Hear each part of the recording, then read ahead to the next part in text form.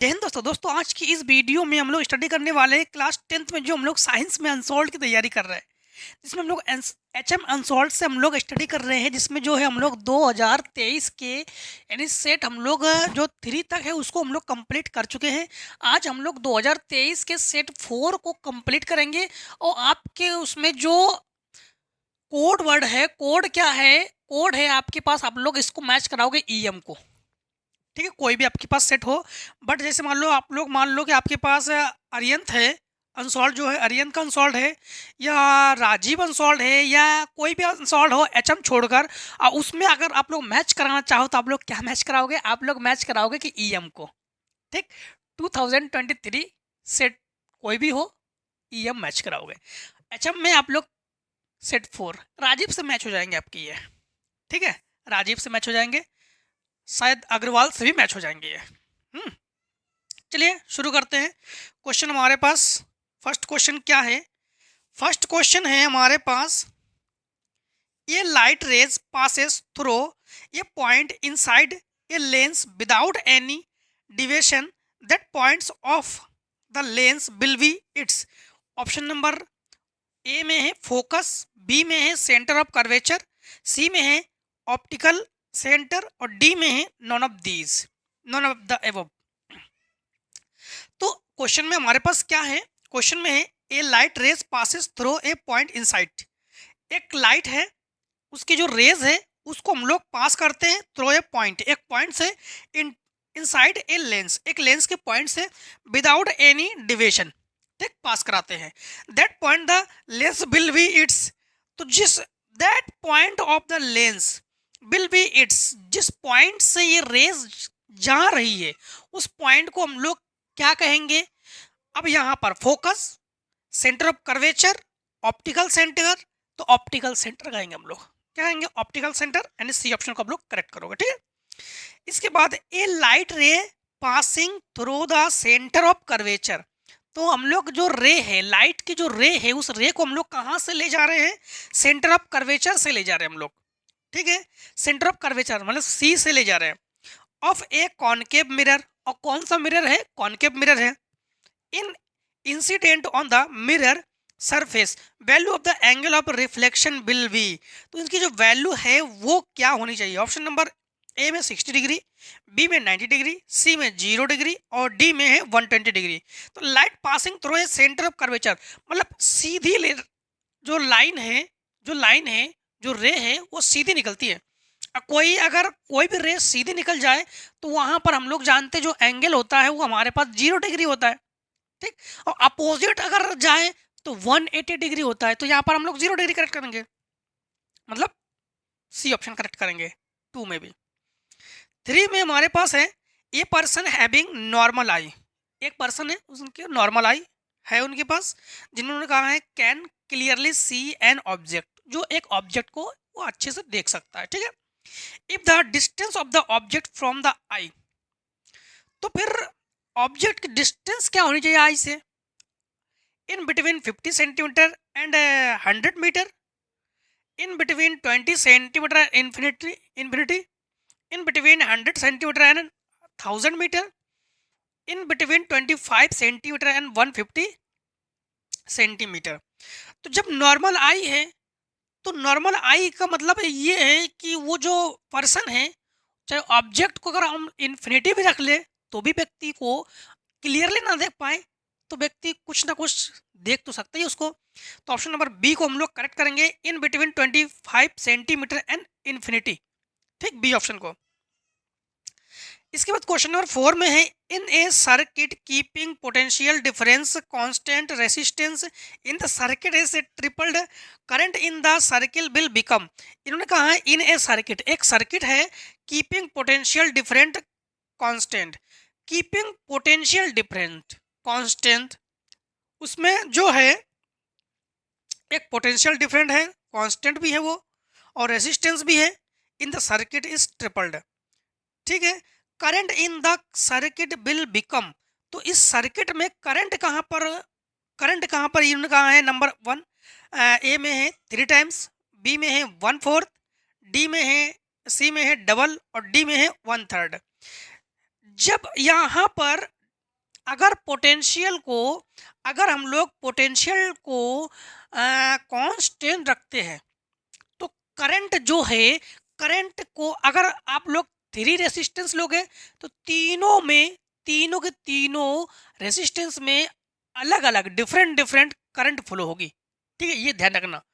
और अगर to resistance लोगे तो दोनों में अगर पोटेंशियल कांस्टेंट है और अगर करंट को कांस्टेंट रखते हैं तो फिर जो पोटेंशियल है वो पोटेंशियल जो है वो अलग अलग डिफरेंट डिफरेंट अलग अलग सर्किट में पोटेंशियल भी प्रवाहित मतलब फ्लो होता है वहाँ पर। हाँ, फिर से एक बार समझना, इन्होंने क्या कहा है कि टोटल जो है ट्रिपल्ड है, मतलब रेसिस्टेंस जो है थ्री रेसिस्टेंस है, तो थ्री रेसिस्टेंस में डिफरेंट डिफरेंट करंट फ्लो होगी उसमें।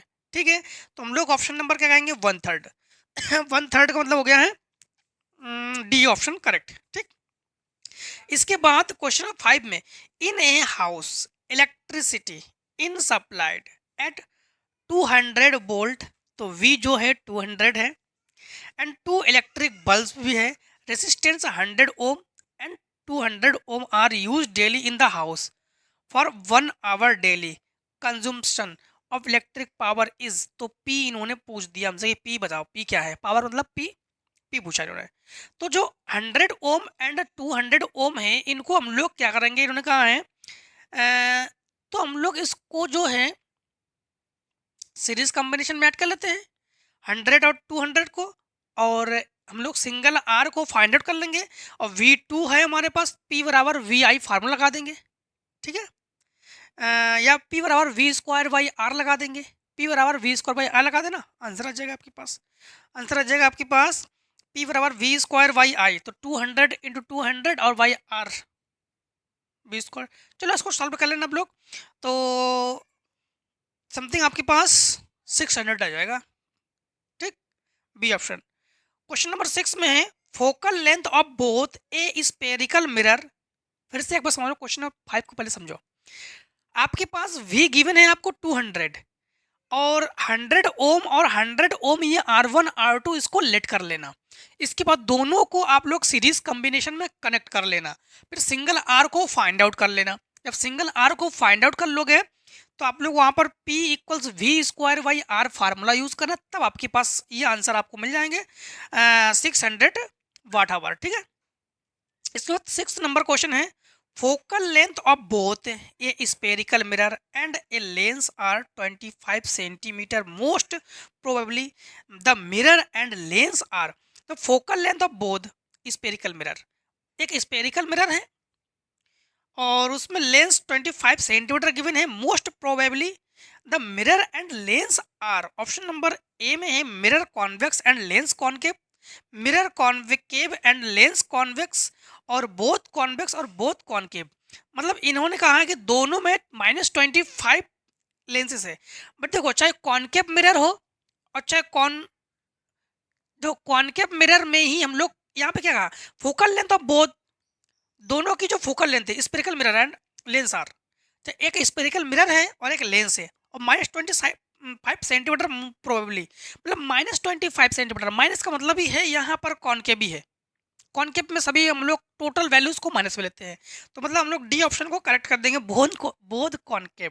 ठीक, क्वेश्चन नंबर 7 में है, in an electrical circuit, electrical circuit है, 3 रेसिस्टेंस है उसमें, 2 ओम 4 ओम 6 ओम, R1 2 ओम, R2 4 ओम, R3 6 ओम है, एंड कनेक्टेड इन सीरीज। किस में कनेक्टेड है, सीरीज कॉम्बिनेशन में कनेक्ट है।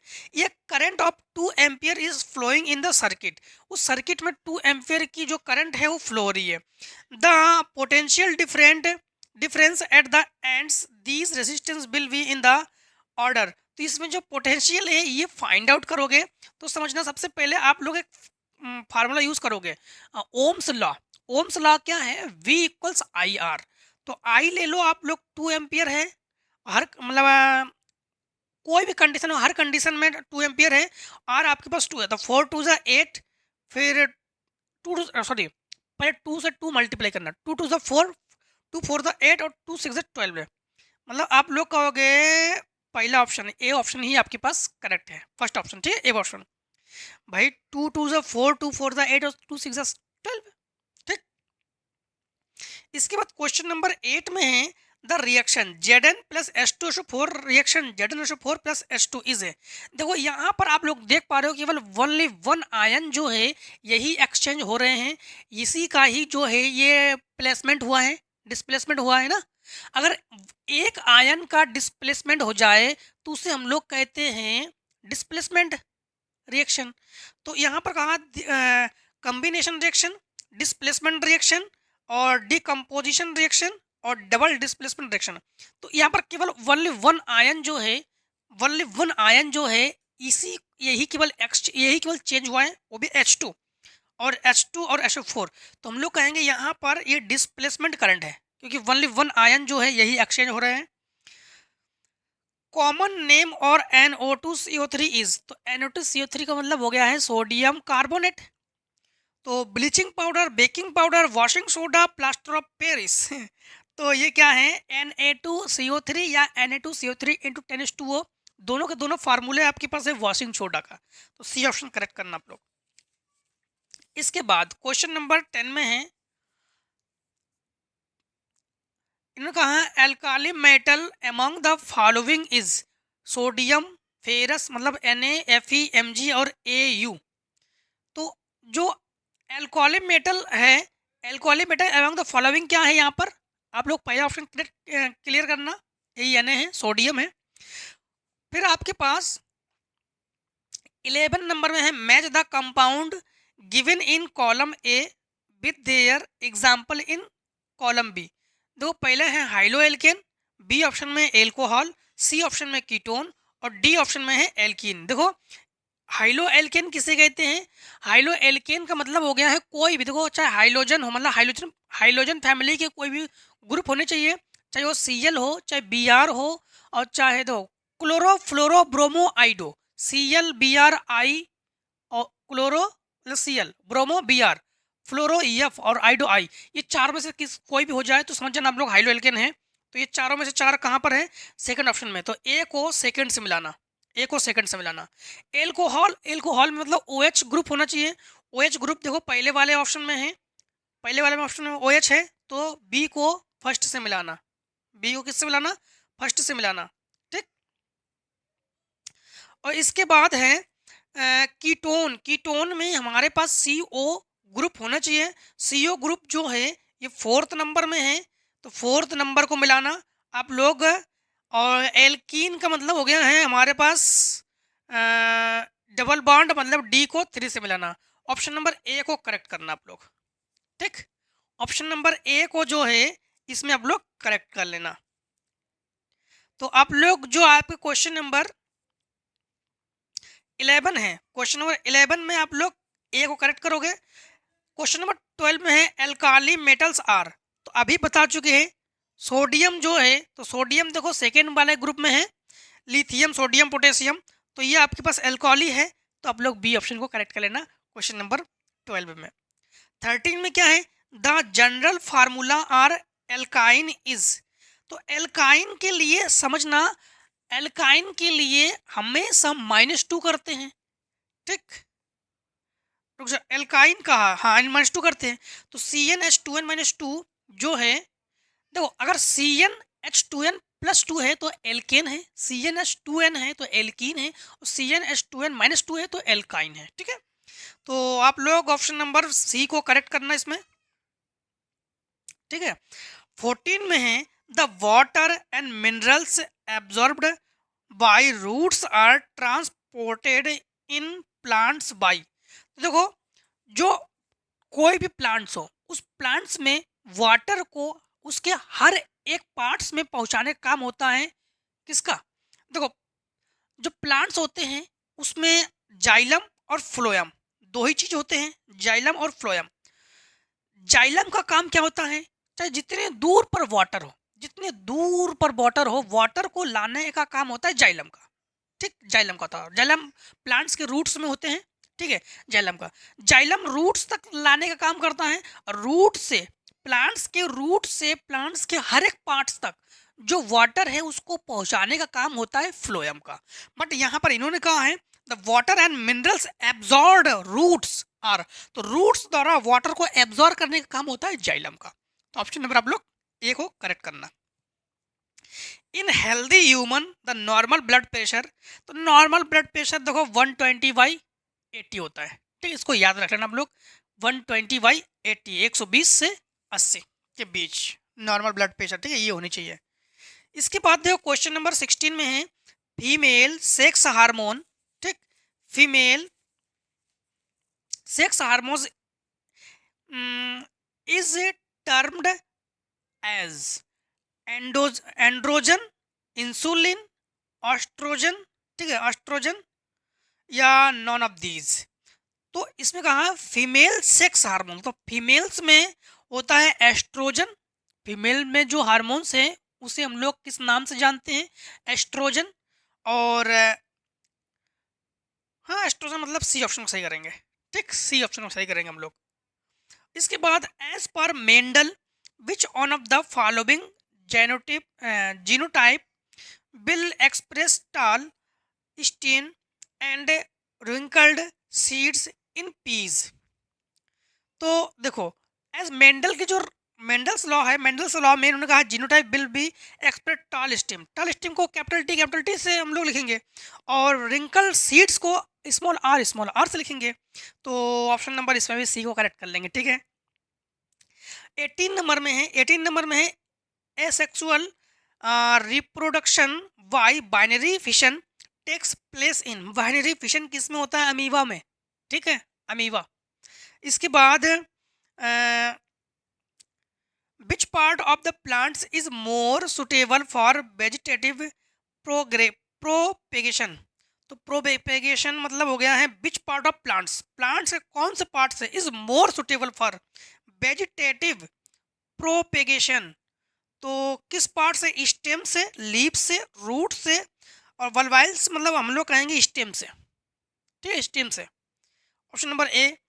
फिर gastric glands are present in, gastric glands कहाँ होता है, स्मॉल इंटेस्टाइन से और स्टोमच से, और हाँ स्टोमच, भाई गैस्ट्राइन से, गैस्ट्रिक मतलब स्टोमक होना चाहिए, पेटी होना चाहिए, ठीक, बी ऑप्शन करेक्ट करना आप लोग। अब आ जाओ आप लोग क्वेश्चन नंबर 1 पे। सब spherical mirror are there, spherical mirror के टोटल कितने टाइप्स होते हैं, तो आप लोग कहोगे 2 टाइप्स होते हैं। अगर आप लोग ये कहोगे कि स्पेरिकल मिरर, मिरर के कितने टाइप होते हैं, वो भी 2 टाइप आपको लिखोगे, ठीक, एक स्पेरिकल कहोगे, एक प्लेन कहोगे। और स्पेरिकल के 2 टाइप्स होते हैं, एक कॉनकेव मिरर और एक कॉन्वेक्स मिरर, ठीक, क्लियर। इसके बाद इन्होंने कहा है राइट देयर नेम्स, हाँ, तो 2 टाइप्स होते हैं, कॉनकेव और convex mirror. Give the definition of centre of curvature, तो सेंटर ऑफ कर्वेचर किसे कहते हैं, एक स्पेरिकल होता है, उस स्पेरिकल के सेंटर को सेंटर ऑफ कर्वेचर कहते हैं, ठीक। एक स्पेरिकल होगा जिसे आप लोग पढ़ते हो ना जैसे आप लोग हाई स्कूल के मैथ्स में पढ़ते हो, कोई भी सर्किल हो, उस सर्किल के सेंटर को, उस सर्किल कोई भी स्पेरिकल हो आप लोग कह सकते हो, या कोई भी सर्किल कह सकते हो, कोई भी सर्किल हो, उस सर्किल के सेंटर को स्पेरिकल ऑफ कर्वेचर हम लोग कहेंगे, ठीक, स्पेरिकल ऑफ कर्वेचर कहेंगे हम लोग। और इसके बाद यहां पर इन्होंने पूछा है आगे and principal axis of spherical mirror, spherical mirror के प्रिंसिपल एक्सिस किसे कहते हैं। देखो जैसे ये तो क्लियर हो गया, कोई भी सेंटर, कोई भी सर्किल हो, कोई भी स्पेरिकल हो, उस स्पेरिकल में, उस स्पेरिकल के सेंटर को सेंटर ऑफ कर्वेचर कहते हैं। और जैसे मान लो कि इसको हम लोग हाफ कर लेते हैं और यहाँ पर हमारे पास सेंटर ऑफ कर्वेचर है और यहाँ पर एक यू रे जा रही है और यहाँ पर पोल है, ठीक है, तो दैट्स रे यानी वह है रे, कोई भी रे अगर सेंटर ऑफ कर्वेचर और पोल से होकर जाती है तो उसे हम लोग क्या कहते हैं, प्रिंसिपल एक्सिस कहते हैं। तो ये टोटल जो है इसे हम लोग कहेंगे प्रिंसिपल एक्सिस, ठीक है। तो जो रे कहाँ कहाँ से जाएगी, सेंटर ऑफ कर्वेचर और पोल से होकर जाती है, उसे हम लोग क्या कहते हैं, प्रिंसिपल एक्सिस। और क्या पूछा इन्होंने, focal length of convex mirror is 30 centimetre and object of length 5 centimetre placed in front a mirror of distance 30 centimetre, find the position size and nature of the image. मतलब इसको समझना आप लोग, थोड़ा सा ज़्यादा नहीं, थोड़े में ही आप लोग समझ जाओगे इसमें से।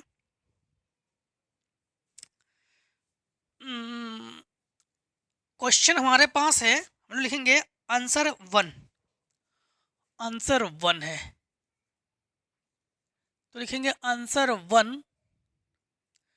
1 में जो हमें गिवन है वो लिखेंगे हम लोग। हमें गिवन है, जो यहाँ पर देख पा रहे हो कि जो फोकल लेंथ है 30 सेंटीमीटर है, तो हम लोग कहेंगे F इक्वल्स 30 सेंटीमीटर। तो F इक्वल्स 30 सेंटीमीटर एंड हमारे पास ये लिखा है लेंथ ऑफ ऑब्जेक्ट जो है, इन्होंने कहा है कि लेंथ ऑफ ऑब्जेक्ट जो 5 सेंटीमीटर है, तो लेंथ ऑफ ऑब्जेक्ट तो हम लोग कहेंगे लेंथ ऑफ ऑब्जेक्ट ये है 5 सेंटीमीटर है। और क्या हमें गिवन है, और गिवन है हमें distance of object from mirror, तो हम लोग कहेंगे distance of object of mirror. ये क्या गिवन है हमें, ये गिवन है 30 सेंटीमीटर। तो इसको ऑब्जेक्ट है, ऑब्जेक्ट चाहे कॉन्वेक्स मिरर हो और चाहे कॉनकेव मिरर हो, दोनों में हम लोग ऑब्जेक्ट को माइनस में लेते हैं। ठीक है, अब यहाँ पर हम लोग जो हैं फार्मूला लगा देंगे, मिरर फार्मूला। तो लिखेंगे हम लोग according to mirror formula, according to mirror formula. Mirror formula क्या है, 1/f equals 1/v plus 1/u। Lens और मिरर में बस यही डिफरेंट है। यहाँ पर देखो फोकस हमारे पास 30 गिवन है, तो लिखेंगे हम लोग 1/30 इक्वल्स 1/v हमारे पास, और ये प्लस 1 माइनस 30, इसे इधर ले आओ तो इसको प्लस लिखोगे, तो 1/30 प्लस 1/30 इक्वल्स 1/v। तो यहाँ पर एलसीएम हुआ हमारे पास 30 और 112 कैंसिल होकर 1/15। तो हम लोग v इक्वल्स कहेंगे कि 15 सेंटीमीटर। इन्होंने और क्या पूछा हमसे, 15 सेंटीमीटर इन्होंने पूछा है कि find the position size and nature of the image. Position भी हम लोग फाइंड करते हैं, ठीक है, पोजीशन भी हम लोग फाइंड आउट करेंगे। तो इसके लिए हम लोग मैग्नीफिकेशन का फार्मूला लगा देंगे यहाँ पर। ठीक, तो यूज़ करेंगे हम लोग किसे, मैग्नीफिकेशन का फार्मूला यूज़ करेंगे, जो कि हमारे पास फार्मूला होता है m इक्वल्स माइनस v/u, या आप लोग कह सकते हो I/o। ठीक, I/o। अब यहाँ पर हम लोग, हमारे पास देखो लेंथ ऑफ ऑब्जेक्ट जो है 5 है। सबसे पहले v की जो वैल्यू है ये 15 है, u की जो वैल्यू है हमारे पास -30 है, और ये इमेज है। ऑब्जेक्ट जो है हमारे पास ये 5 है। ठीक, 5 1 जा 5, 5 2 जा ये हुआ 30, सॉरी 15 1 जा 15, 15 2 जा 30, इसे ऊपर ले जाओ। तो हम लोग लिखेंगे i इक्वल्स ये हो जाएगा 5/2, यानी हम लोग कहेंगे कि i इक्वल्स 2.5 सेंटीमीटर। तो इमेज जो है, इमेज हम लोग कहेंगे कि 2.5 सेंटीमीटर। इसके बाद देखो क्वेश्चन नंबर हमसे आगे इन्होंने पूछा है, आगे क्वेश्चन में ये है, explain the power of accommodation of eye, draw a ray diagram for image formation by a convex lens when। Number 1 पे है, ए पार्ट में है, object is at distance 2f, object is and between 2f and infinity. सबसे पहले इन्होंने ये जो कहा है, explain the power of accommodation of eye. तो देखो जो आई का एकोमोडेशन है, इसका मतलब क्या होता है, जैसे फोकल लेंथ को हम लोग अगर एडजस्ट करते हैं एडजस्ट का मतलब कभी फोकस को दूर ले जाते हैं, कभी फोकस को नियर लेते हैं, कभी फोकस को हम लोग दूर ले जाते हैं, कभी फोकस को नियर ले आते हैं। यानी फोकल को हम लोग जो है एडजस्ट करते हैं। फोकल को एडजस्ट करना ही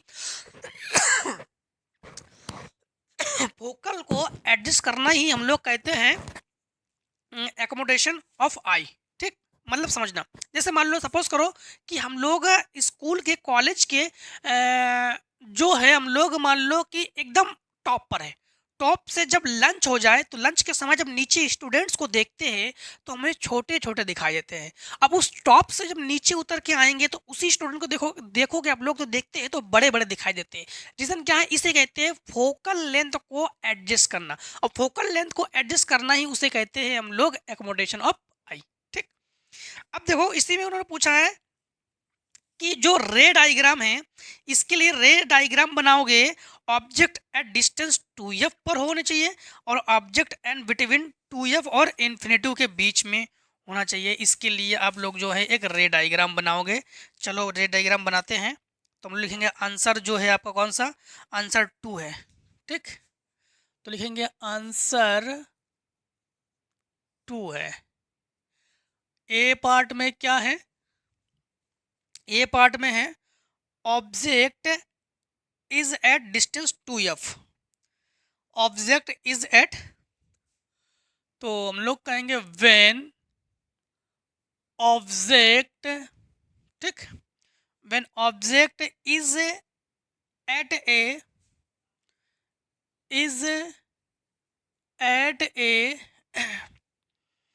distance of 2f, distance of 2f। जब ऑब्जेक्ट कहां पर हो? ऑब्जेक्ट जो है वो लेंस के 2f डिस्टेंस पर हो। 2f का मतलब कौन सा लेंस हमारे पास है? यहाँ पर हम लोग कहेंगे कॉन्वेक्स लेंस है। सबसे पहले कॉन्वेक्स लेंस बना लो एक, सबसे पहले तो एक कॉन्वेक्स लेंस बना लो। ठीक, यू हम लोग एक कॉन्वेक्स लेंस को ड्रॉ कर लेंगे और ये परपेंडिकुलर डाल देंगे हम लोग ऑप्टिकल सेंटर पे। ठीक, और ये हम लोग एक ले जाएंगे प्रिंसिपल एक्सिस। ठीक, यहाँ पर लिखेंगे हम लोग इसको सी से, या ओ से भी लिख सकते हैं या सी से भी लिख सकते हैं, कोई दिक्कत नहीं। ठीक है, अगर चाहो तो आप लोग ओ से लिखो, चाहो तो सी लिखो, कोई दिक्कत नहीं। इसको हम लोग एल से लिख रहे हैं। ये क्या है? Principal axis. यहाँ पर कहीं ना कहीं एफ है, इसके सम डिस्टेंस, कुछ डिस्टेंस पर 2f है, और इन्होंने कहा है कि ऑब्जेक्ट को भी 2f पर रखो। ऑब्जेक्ट को जो है हम लोग कहाँ रखेंगे? 2f पर। तो जैसे ही ऑब्जेक्ट को 2f पर रखेंगे तो ये ऑब्जेक्ट है। ऑब्जेक्ट को लिख रहे हैं हम लोग ए और बी। ऑब्जेक्ट से ध्यान रखना कि हमेशा कितनी रेज निकलती है? 2 रेज निकलती है। एक जो है ये प्रिंसिपल एक्सिस के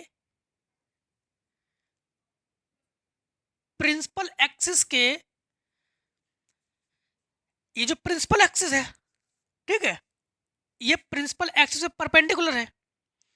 एक रेस को यू ले जाएंगे एकदम सीधी। ठीक, एकदम सीधी।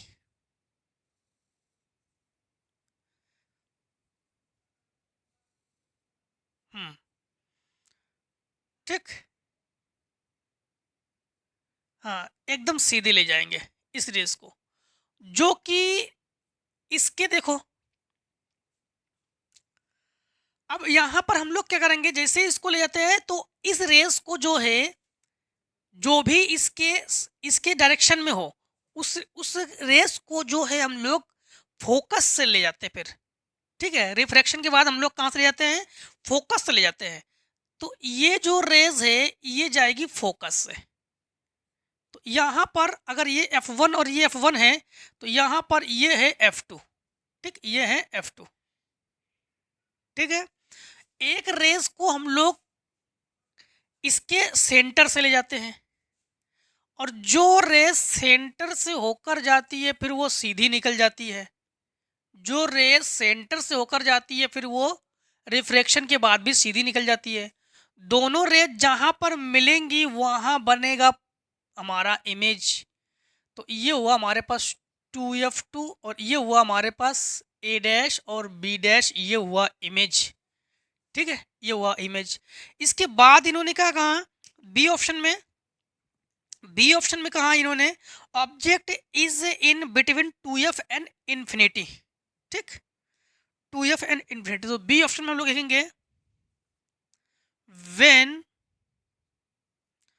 ऑब्जेक्ट, ठीक, when object is in between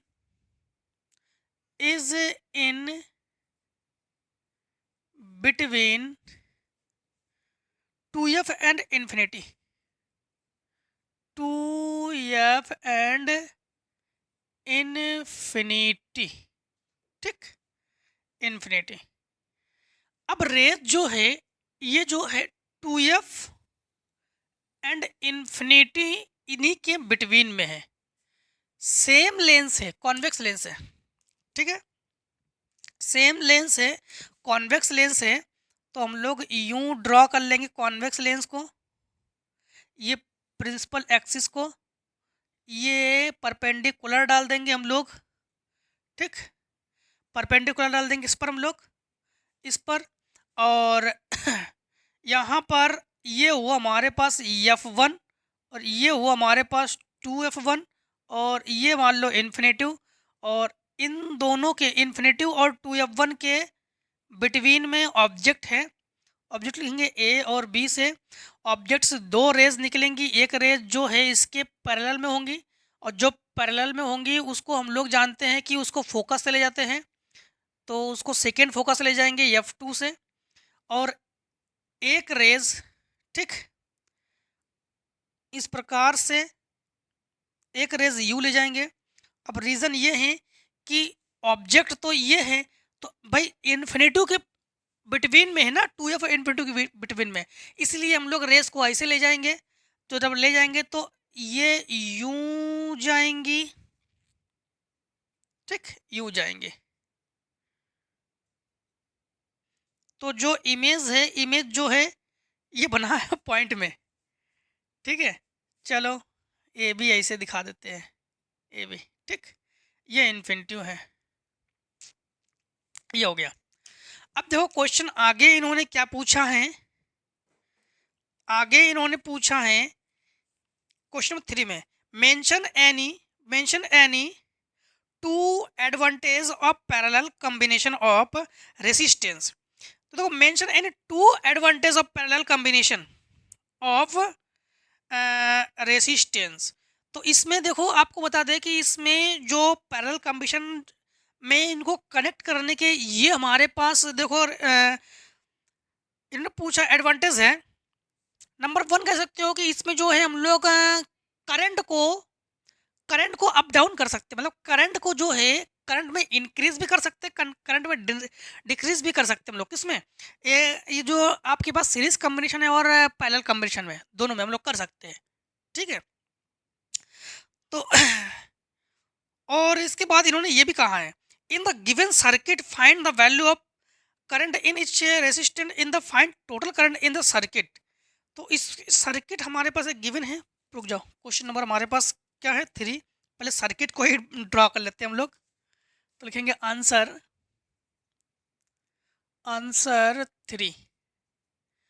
3 में जो सर्किट है, पहले सर्किट को बना लेते हैं। सर्किट में यूं एक रेसिस्टेंस है, ठीक, जो कि 8 ओम है। चलो ऊपर लिख देते हैं, इसमें 8 ओम है। और इसके बाद एक और रेसिस्टेंस है, यहाँ पर 12 ओम है। और एक रेसिस्टेंस है यहाँ पर 24 ओम है, यूं इनको कनेक्ट किया एक सेल से, ये 8 वोल्ट है और यू करंट फ्लो हो रही है। ठीक, यू करंट फ्लो हो रही है। अब यहाँ पर समझना, इन्होंने कहा है कि इन द गिवन सर्किट, जो सर्किट हमें गिवन है, in given circuit find the value of current in each resistance. इस रेसिस्टेंस से हमें जो भी करंट है उसे हम लोग फाइंड आउट करेंगे, and total current in the circuit, और टोटल करंट को भी हम लोग फाइंड आउट करेंगे इससे। ठीक है, टोटल करंट को भी फाइंड आउट करेंगे। सबसे पहले समझना आप लोग, हमारे पास जो गिवन है, यहाँ पर हम लोग लिख लेते हैं कि जो में R1 गिवन है ये 8 ओम है, R2 गिवन है ये 12 ओम है, एंड R3 जो है ये 24 ओम है, और V जो है हमारे पास 8 वोल्ट है। अब तीनों के तीनों आप लोग देख सकते हो, तीनों के तीनों आपके पास किस, उन्होंने कहा है कि तीनों current is the resistance in the, हाँ, तो इसमें आपके पास देख सकते हो कि सीरीज कॉम्बिनेशन है कि पैरेलल कॉम्बिनेशन है।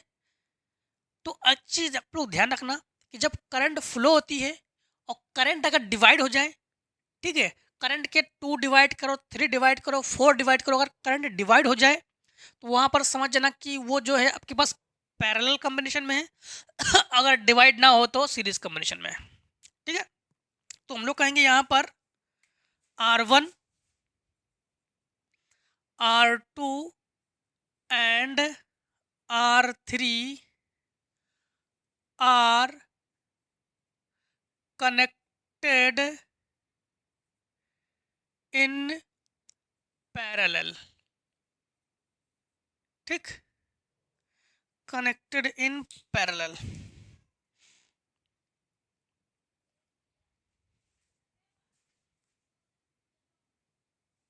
ठीक, किसमें कनेक्ट है ये, पैरेलल में। ठीक, तो हम लोग क्या कहेंगे, पैरेलल के लिए हम लोग फार्मूला यूज करेंगे,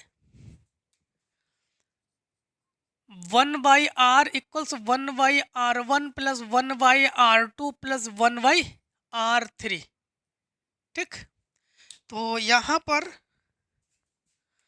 1/r इक्वल्स 1/r1 क्या है, R1 है 8 प्लस R2 है 12 प्लस 24, तो 1/r इक्वल्स ये एलसीएम हुआ 24, 8 3 जा 12, 2 जा और 24 1 जा, ये हुआ 6, तो 1/r इक्वल्स 6/24, 6 1 जा 6, 6 4 जा 24, r इक्वल्स 4 ओम। हमें चाहिए क्या, हमें चाहिए टोटल करंट, टोटल करंट। सबसे पहले काम करते हैं, पहले करंट हम लोग सिंगल करंट हम लोग फाइंड आउट करेंगे, तो ओम्स लॉ लगा देंगे हम लोग। ओम्स लॉ क्या है, ओम्स लॉ है I इक्वल्स V/R। ठीक, V/R, V क्या है, 8 वोल्ट है हमारे पास। ठीक, V क्या है, 8 वोल्ट है, और R तो सब में अलग अलग है। तो सबसे पहले हम लोग एक काम करते हैं, I1 हम लोग फाइंड आउट करते हैं। I1 इक्वल्स V8 है और R1 क्या है, R1 भी 8 है, तो इससे ये कैंसिल कर लेंगे, तो हम लोग कहेंगे कि I1 इक्वल्स 1 एम्पियर। अब एक चीज यहाँ पर समझना, हम लोग थोड़ा डायरेक्ट करेंगे यहाँ पर, हाँ, डायरेक्ट ये है कि I2 इक्वल्स V2, V तो हमारे पास 8 है और V2 क्या है हमारे पास, ये होगा 12, सॉरी R2 12 है, तो 4 से 4 2 जा 8, 4 3 जा 12, तो हम लोग कहेंगे I2 इक्वल्स यहाँ पर 0.6 एम्पियर है, 6-7 एम्पियर। ठीक, तो इसके बाद हम लोग I3 इक्वल्स 8/24, 8 3 जा 24, तो I3 इक्वल्स 0.34 या 3 एम्पियर। अब टोटल को हम लोग टोटल करंट फ्लो करेंगे, तो हम लोग कहेंगे I इक्वल्स V/R। तो I इक्वल्स V 8 है, R 4 है, तो ये हो गया 2 एम्पियर। तो I इक्वल्स 2 एम्पियर। या इन सबको ऐड कर लेते हैं, लेकिन ऐड करने में पॉइंट में डिफरेंट है, इसलिए हमने डायरेक्टली ऐसे कर लिया, हम लोगों ने ऐसे ही फाइंड आउट कर लिया। ठीक है, अब देखो क्वेश्चन नंबर हम लोग करेंगे explain the meaning of electromagnetic induction. Electromagnetic induction किसे कहते हैं? देखो, जैसे मान लो कि कोई भी एक सोलेनाइड लेते हैं और उसके नियर में एक हम लोग कोई भी मैग्नेट को ले जाते हैं, उसको टच नहीं कराते, उसके अंदर को हम लोग उसको केबल क्या करते हैं, उसके नियर ले जाते हैं, दूर ले जाते हैं, पास ले जाते हैं, दूर ले जाते हैं, पास ले जाते हैं। ऐसे ही मैग्नेट को हम लोग केबल क्या करते हैं, मूविंग कराते हैं, उसके पास ऐसे मूविंग कराते हैं। जैसे मूविंग कराते ही इस सोलेनाइड में क्या होता है कि एक मैग्नेटिक फील्ड जो है ये इंक्रीज हो जाता है, एक मैग्नेटिक फील्ड जो है वो आ जाता है इस पर, जिसको ही हम लोग कहते हैं मैग्नेटिक इंडक्शन। कोई भी एक सोलेनाइड हो और कोई भी एक मैग्नेट हो, या तो मैग्नेट को मूविंग करो, सोलेनाइड के पास लाकर बार बार पास लाना, दूर ले जाना, या तो फिर सोलेनाइड को मूविंग करो, बार बार मैग्नेट के पास लेना, दूर लेना। तो क्या होता है कि सोलेनाइड पर एक मैग्नेटिक फील्ड जो है वो उत्पन्न होता है सोलेनाइड पर, जिसको हम लोग क्या कहते हैं, इलेक्ट्रोमैग्नेटिक इंडक्शन कहते हैं। इसके बाद mention any two method are producing induced current in a coil. Coil वो सोलेनाइड या कॉइल एक ही चीज है, वही कॉइल के पास ही ले जाना, दूर ले जाना, पास ले जाना। ठीक है, मैग्नेट फील्ड को। State Fleming's right hand rule for finding the direction in induced current. तो इसमें फ्लेमिंग के जो राइट हैंड्स रूल है, राइट हैंड रूल्स क्या है, राइट हैंड रूल्स के अकॉर्डिंग हम लोग क्या करते हैं, जो थंब है और उसके नियर दोनों जो फिंगर्स है, तीनों को इस प्रकार से हम लोग रखते हैं, इस प्रकार से हम लोग तीनों को रखते हैं, तीनों को फैलाते हैं कि ये तीनों के तीनों फिंगर्स, मतलब इसको ये दोनों फिंगर्स एंड ये थंब, ये तीनों एक दूसरे पर परपेंडिकुलर हो। अगर ये तीनों एक दूसरे पर परपेंडिकुलर हो तो जो ये मिडिल फिंगर है, मिडिल फिंगर से हम लोग फाइंड आउट कर लेते हैं जो आई है उसकी डायरेक्शन को फाइंड आउट कर लेते हैं, और इस फिंगर से हम लोग जो बी है उस बी को, यानी बी मतलब मैग्नेटिक फील्ड को फाइंड आउट कर लेते हैं। और ये जो थंब है, इससे जो है जहां बल लग रहा है, जो फोर्स है, उस फोर्स को फाइंड आउट कर लेते हैं। ये फ्लेमिंग्स के राइट हैंड रूल है। ठीक है, इसके बाद what is use electric motor. Electric motor को सेट 4 में हम लोग इसको हम लोग अच्छे से पढ़ चुके हैं, सेट 4 में। तो सेट 4 क्वेश्चन नंबर 4 उसी के जो और है, और में हम लोग इसको कर चुके हैं, तो आई होप वहां से आप लोग कर लोगे। ठीक है, अब हम लोग क्वेश्चन नंबर 5 सेक्शन बी को करने जा रहे हैं। चलो इतने को आप लोग पहले शॉर्ट कर लो, फिर क्वेश्चन नंबर 5 को हम लोग करेंगे। ठीक है, तो स्क्रीनशॉट कर लो।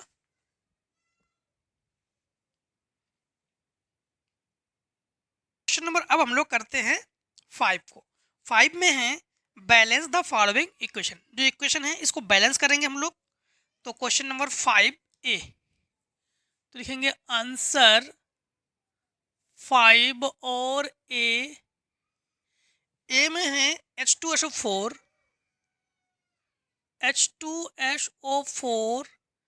Plus NaOH reaction Na2SO4 plus H2O, और इसके बाद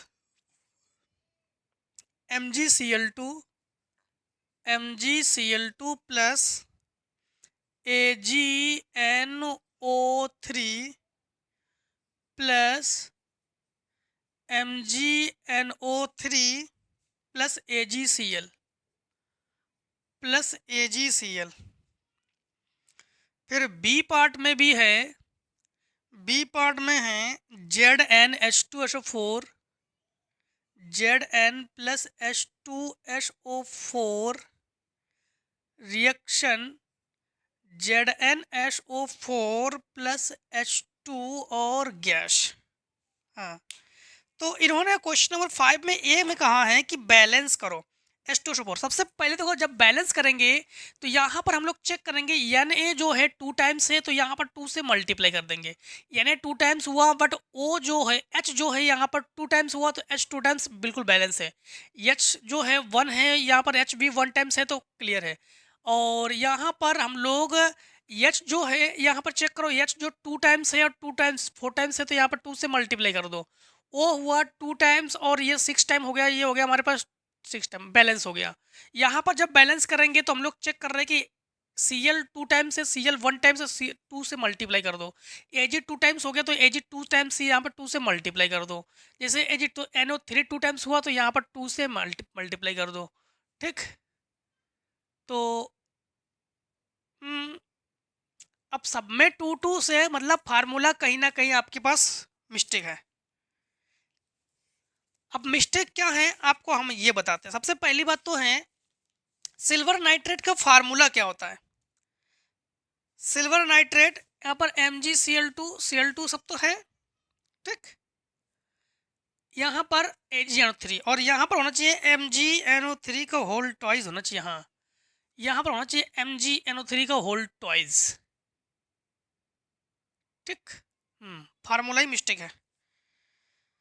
अब देखो हमारे पास इसमें पूछा इन्होंने कि right the name of the reactant and product of the reaction. तो देखो रिएक्शन के LHS वाले साइड को रिएक्टेंट कहते हैं और राइट हैंड साइड को प्रोडक्ट कहते हैं।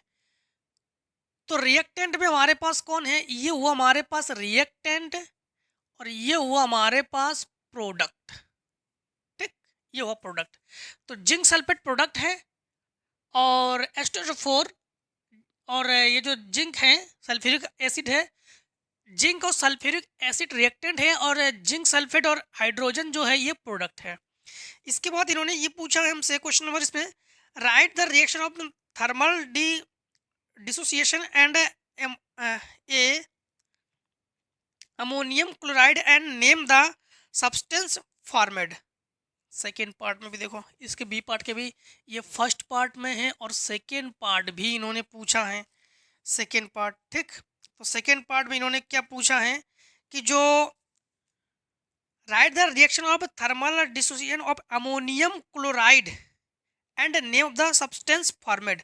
अमोनियम क्लोराइड जो है, अमोनियम क्लोराइड का फार्मूला क्या है, NH4Cl।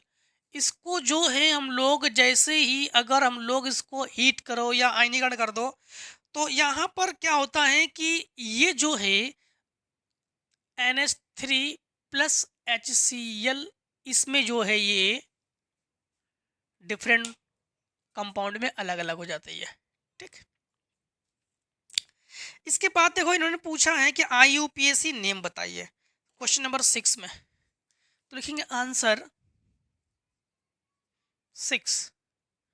आंसर 6 में है हमारे पास H फिर C फिर H फिर C डबल बॉन्ड O फिर C और H। इसके बाद है 1 2 3 4 5 6। तो 1 2 3 4 5 6 1 2 3 4 5 6। ठीक, यहाँ पर OH है, इन सब में H है, इन सब में H है और इसके बाद सब में HH है। ठीक, सब में HH है। हाँ, अब इन्होंने पूछा है कि इनके IUPAC नेम जरा बता दीजिए ना। तो देखो IUPAC नेम कैसे बताएंगे हम लोग।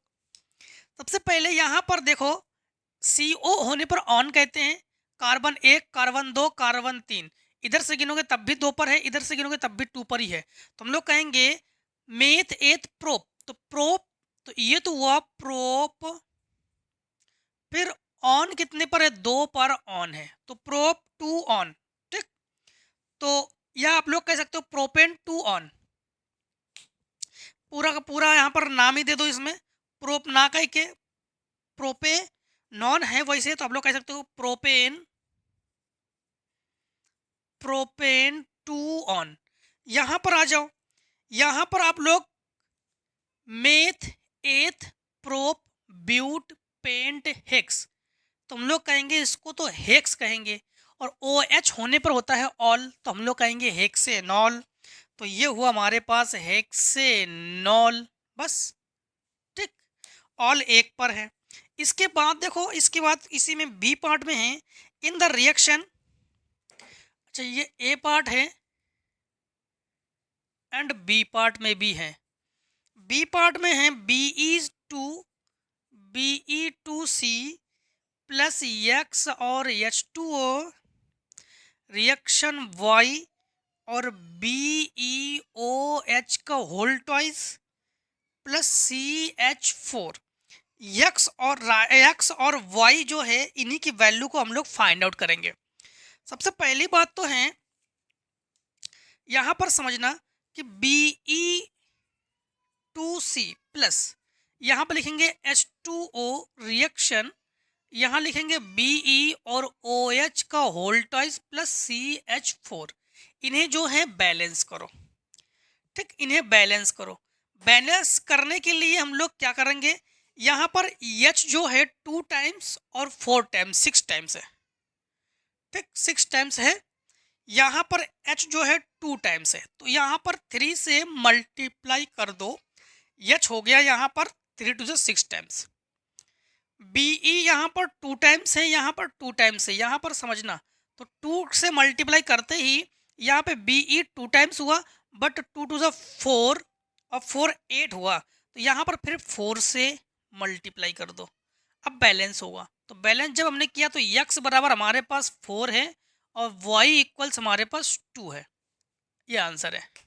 ठीक, ये हुआ आंसर हमारे पास। आया समझ में? बैलेंस करने के बाद, इसके बाद देखो क्वेश्चन नंबर हम लोग करेंगे 7 में, राइट द क्या नाम 7 में, write notes on the following. तो इसके हम लोग क्या करेंगे कि राइट नोट्स ऑन फॉलोइंग, इसके नोट्स बताएंगे। नंबर ए में है addition and substitution reaction. Addition reaction किसे कहते हैं? अगर हम लोग कोई भी दो एलिमेंट्स को ऐड कर लेते हैं और एक कंपाउंड बना लेते हैं तो उसे हम लोग एडिशन कहते हैं। जैसे for example H2 plus Cl2 reaction है Cl टू HCl। और सब्स्टिट्यूशन रिएक्शन। ठीक, इसके बाद इन्होंने देखो देखो नोट आपके पास एक ना एक पूछ देते ही है। ठीक है, तो 3-4 नोट्स जो है, जो हमने इंपॉर्टेंट बता दिया आपको, वो जरूर आप लोग उसको जो है रिवाइज करके रखना, क्योंकि नोट से घूम फिर के वही पूछते हैं आप लोगों से। हाँ, तो इन्होंने पूछा है कि एडिशन एंड सब्स्टिट्यूशन। तो सब्स्टिट्यूशन में हम लोग क्या करते हैं, कोई भी आपके पास दो कंपाउंड हो, उस दो कंपाउंड में नहीं, जैसे मान लो एक कंपाउंड हो और एक एलिमेंट्स हो, इन दोनों के रिएक्शन करवाते हैं, तो उस एलिमेंट का काम होता है उस कंपाउंड से एक एक एलिमेंट को, ओनली एक एलिमेंट को जो है डिस्प्लेसमेंट कर देना, और डिस्प्लेसमेंट कर देना उसे ही हम लोग कहते हैं सब्स्टिट्यूशन रिएक्शन। ठीक, एक क्या लोगे आप लोग, एक कंपाउंड लोगे, एक एलिमेंट से लोगे। कंपाउंड्स का काम होगा, इसमें है कोई रिएक्शन देख लेते हैं। हाँ, जैसे ये इन्होंने क्या किया, Zn ने क्या किया कि H2 को जो है डिस्प्लेसमेंट कर दिया, और वो इसके साथ जो है, इसके साथ उन्होंने क्या कर लिया, जिंक सल्फेट बना लिया। मतलब हम लोग कहेंगे यहां पर हुआ एक आयन जो है, एक आयन ओनली वन आयन जो है डिस्प्लेसमेंट हो जाए, तो उसे हम लोग कहते हैं सब्स्टिट्यूशन रिएक्शन।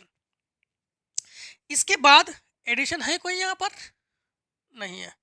इसके बाद देखो इन्होंने पूछा है मिसेल। तो मिसेल तो आप लोग कई बार आप लोग मिसेल पढ़ चुके हो। मिसेल तो आपके आप तो इजी है।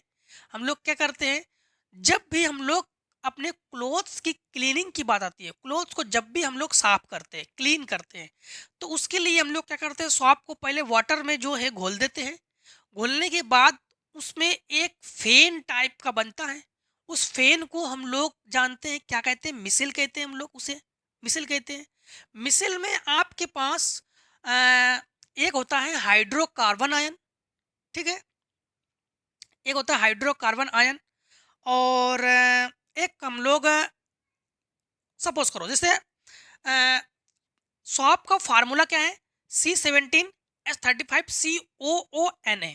तो जो Na को छोड़कर बाकी सबको हम लोग कहेंगे हाइड्रो आयन, ठीक है, या कार्बोहाइड्रो आयन। और Na जो है ये सोडियम आयन हुआ। तो ये दोनों के दोनों आपके डिफरेंट हो जाते हैं, अलग अलग हो जाते हैं, ठीक है, दोनों के दोनों जो है ये अलग अलग हो जाते हैं। और एक जो है जो आपके आप लोग कहेंगे तो डस्ट होते हैं, ऑयल होते हैं, उसके साथ जाकर एक जो है कनेक्ट हो जाता है। कनेक्ट हो जाने के बाद फिर बाद में हम लोग कपड़े को समथिंग 30 मिनट तक या 20 मिनट तक जो है हम लोग रखने के बाद फिर उसको क्लीन करते धोते हैं। इसके बाद हम लोग कपड़े को देखते हैं अच्छे से साफ हो जाता है। मतलब रीज़न क्या है, ये मिसेल की रीज़न से होता है। तो मिसेल क्या है, मिसेल जो है जो सॉप है, साबुन है, उसको जब भी जल में घोल देते हैं तो इसके दो मॉलिक्यूलर होते हैं। एक मॉलिक्यूलर को हम लोग C17H35COO नेगेटिव चार्ज कहते हैं, एक मॉलिक्यूलर को Na पॉजिटिव चार्ज कहते हैं, ठीक है। C17H35COO जो है ये हाइड्रोकार्बन टेल है। ये हाइड्रोकार्बन होने की वजह से ये जो है ये जो डस्ट के साथ, ऑयल के साथ जाकर कनेक्ट हो जाता है। कनेक्ट होने के बाद और जो Na पॉजिटिव आयन है ये अलग हो जाता है। बाद में Na पॉजिटिव आयन का काम होता है कि C17H35COO मतलब हाइड्रोकार्बन आयन को इनका कहना होता है कि भाई तू मेरे साथ तो है, आयनिक बॉन्ड में जुड़ा हुआ था, आयनिक बॉन्ड में कनेक्ट था, तो मेरे पास फिर से आ जा। तो इसके लिए जब ये फिर से कनेक्ट होते हैं और जो आपके पास नेगेटिव आयन है, नेगेटिव आयन किसके साथ कनेक्ट हो चुका था, वो मैल के साथ, ऑयल के साथ, डस्ट के साथ कनेक्ट हो चुका था। अब जो Na पॉजिटिव चार्ज है वो खींचने लगता है C17 मतलब हाइड्रोकार्बन आयन को, और इस प्रकार से कपड़े हमारे साफ हो जाते हैं, क्लीन हो जाते हैं, नीट एंड क्लीन हो जाते हैं। समझ आए ना, ये मिसेल होता है। इसके बाद इन्होंने पूछा है न्यूट्रलाइजेशन रिएक्शन। न्यूट्रलाइजेशन रिएक्शन किसे कहते हैं, जिसमें हम लोग एक एसिड और एक बेस दोनों के रिएक्शन करवाते हैं, ठीक है। जैसे सपोज करो एसिड और बेस दोनों के रिएक्शन करवाएंगे तो इससे हमारे पास साल्ट और वाटर बनेगा, उसे हम लोग कहते हैं न्यूट्रलाइजेशन रिएक्शन है यहाँ पर। तो देखो ये न्यूट्रलाइजेशन रिएक्शन है हमारे पास, ये एसिड है, ये बेस है, ये रिएक्शन हो गया तो ये बना साल्ट और ये बना वाटर। तो जो एसिड और बेस के रिएक्शन से जो साल्ट और वाटर बन जाए तो उसे हम लोग कहते हैं न्यूट्रलाइजेशन रिएक्शन, ठीक है। या एसिड एंड बेस के रिएक्शन को ही न्यूट्रलाइजेशन रिएक्शन कहते हैं हम लोग, ये आप लोग याद रखना, ठीक है। इसके बाद write two use of bleaching powder.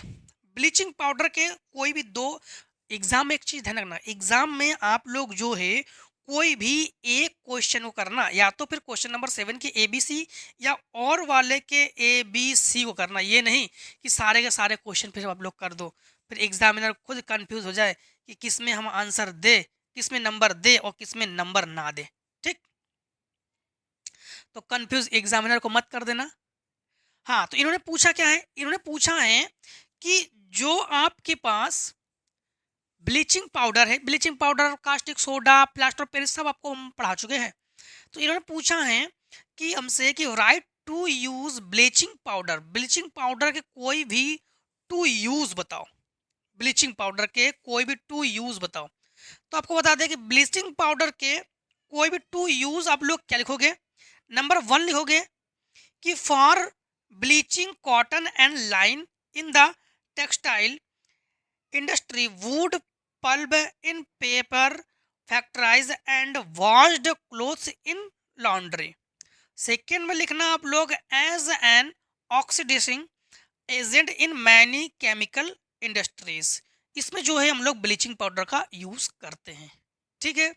या आप लोग कह सकते हो कि कोई भी क्लोथ्स हो, क्लोथ्स को कलरफुल, कलरलेस बनाने के लिए ब्लीचिंग पाउडर का यूज़ करते हैं। जैसे कोई भी क्लोथ्स हो उसे कलर को उड़ाने के लिए हम लोग ब्लीचिंग पाउडर का यूज़ करते हैं। ब्लीचिंग पाउडर का यूज़ जो है और केमिकल इंडस्ट्रीज़ में बहुत अधिक हम लोग करने लगे। अब जो हमारा फेस है, फेस में भी उसको क्लीन करने के लिए भी हम लोग ब्लीचिंग पाउडर का यूज़ करते हैं, ठीक है। इसके बाद इन्होंने क्या पूछा है, इसके बाद इन्होंने पूछा है कि बी पार्ट में व्हाट इज कोरोशन, ठीक, कोरोशन क्या है। इन्होंने पूछा है कि व्हाट इज कोरोशन। तो कोरोशन क्या है, देखो कोरोशन जो है कोई भी मेटल हो, कोई भी मेटल हो, अगर वो एयर, ठीक है, या एटमॉस्फियर, इसको एटीएम कहते हैं, वायुमंडलीय दाब कहते हैं, कोई भी मेटल्स हो एयर या एटमॉस्फियर के कनेक्टेड में आ जाए तो वो धीरे धीरे धीरे धीरे रियूंड होने लगती है, नष्ट होने लगती है, बर्बाद होने लगती है, खराब होने लगती है, ठीक है।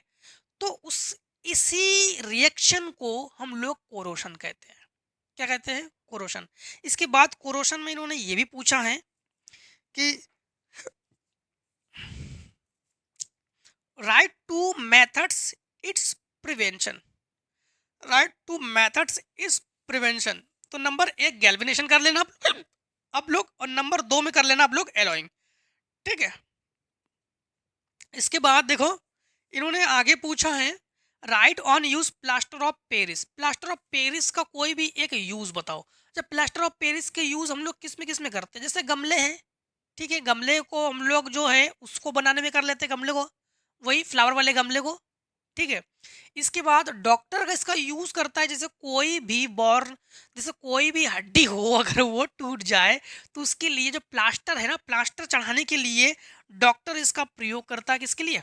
हड्डियों को जो कहीं फ्रैक्चर हो जाए, कहीं टूट फूट जाए, तो उसके लिए, इसके ट्रीटमेंट के लिए डॉक्टर इनका प्रयोग करते हैं, ठीक। तो इन्होंने जो पूछा है हमसे कि प्लास्टर ऑफ पेरिस के जो, तो लिख लेना आप लोग कि it is used for making toys and decorates materials. यानी टॉयज को बनाने में भी हम लोग इसका प्रयोग करते हैं, डेकोरेशन के सामान को बनाने के लिए भी हम लोग, भाई गमले वगैरह बनाने के लिए भी इसका यूज़ करते हैं। एंड लिखना आप लोग कि it is used doctors supporting fractured bones in the right position.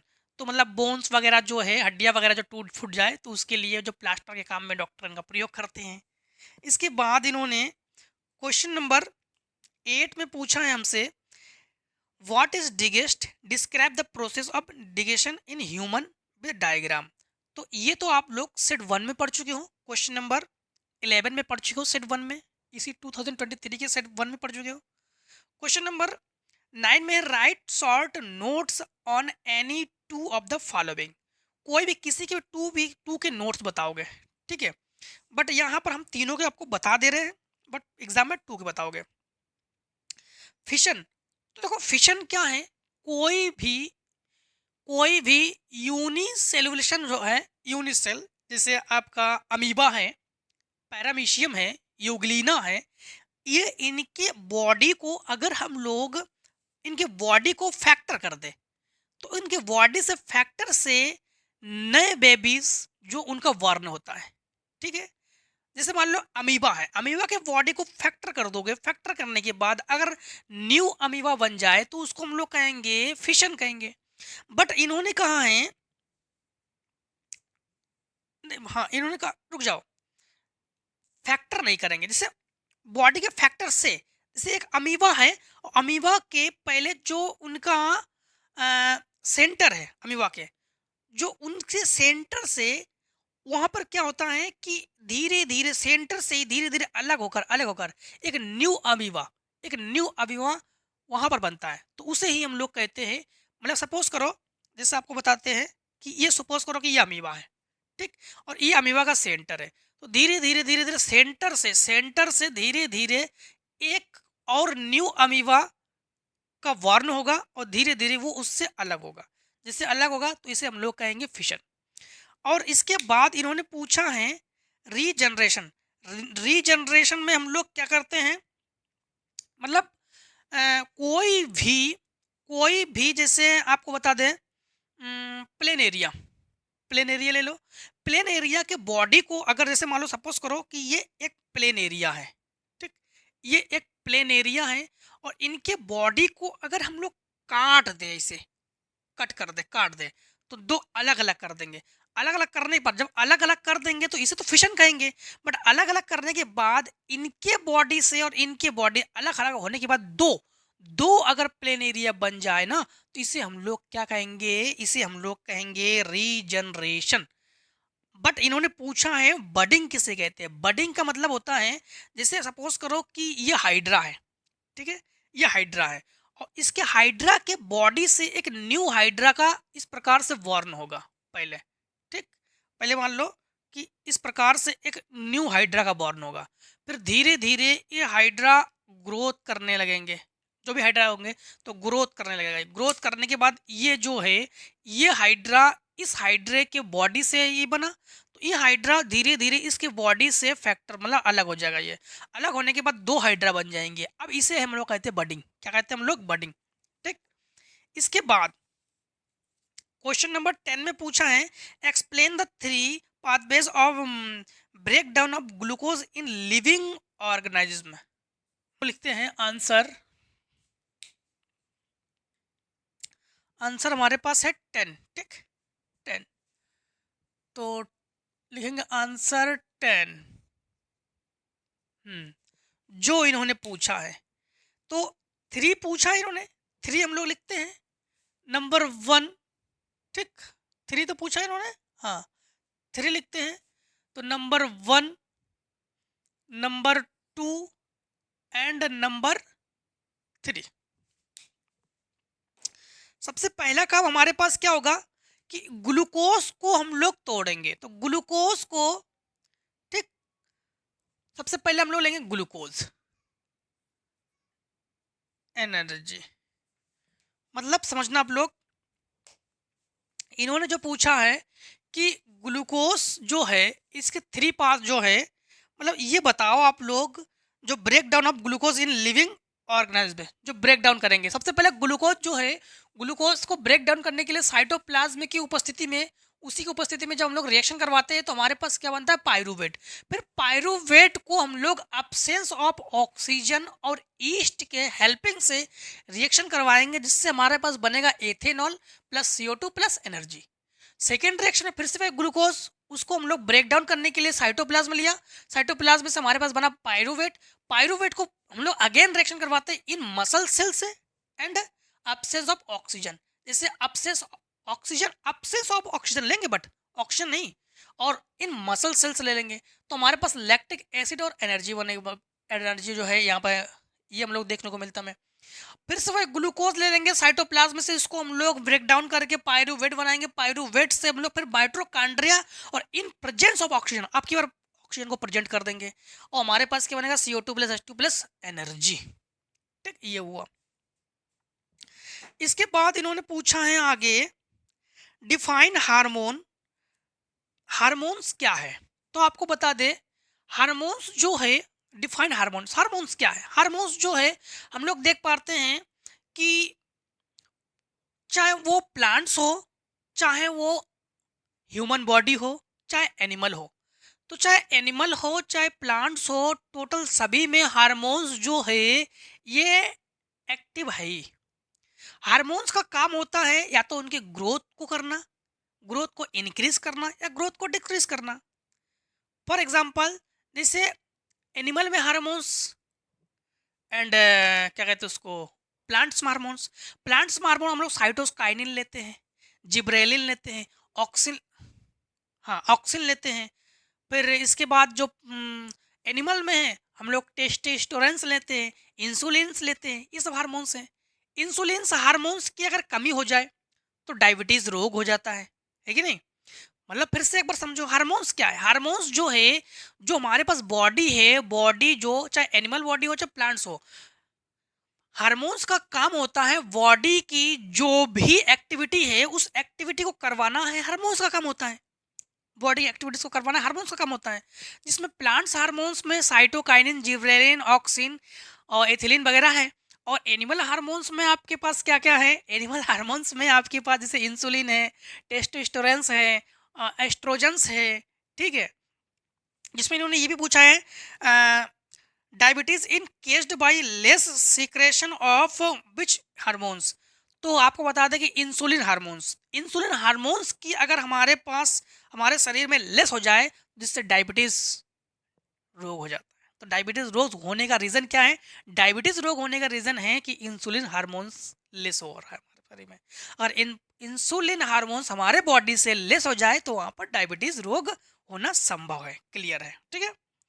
इसके बाद क्वेश्चन नंबर देखो नेक्स्ट में है कि describe in the detail the process of transportation of water minerals of food in plants. तो जो प्लांट्स में जो वाटर है उसका जो ट्रांसपोर्टेशन होता है, ट्रांसपोर्टेशन कैसे होता है, हमने अभी आपको बताया है कि एक होता है प्लांट्स में टू पार्ट्स होते हैं हार्मोन्स के। एक हार्मोन्स है आपके पास जिब्रेलिन, एक हार्मोन्स है ऑक्सिन, सॉरी, एक है आपके पास फ्लोएम और एक है आपके पास जाइलम।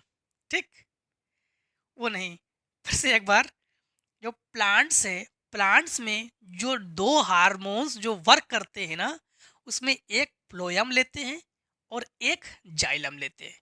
जाइलम का काम होता है जितनी भी दूर, जितनी भी डिस्टेंस पर वाटर हो, उस वाटर को एब्जॉर्ब कर लेना, उसके रूट्स तक, जो प्लांट से उसके रूट्स तक पहुंचाना होता है जाइलम का काम। फिर रूट से प्लांट्स के जितने भी उनके पार्ट्स है, किसी भी पार्ट से उस पार्ट तक जो वाटर को ले जाने का काम होता है फ्लोएम का। वाटर ही पौधे के लिए यही फूड है, यही फूड है।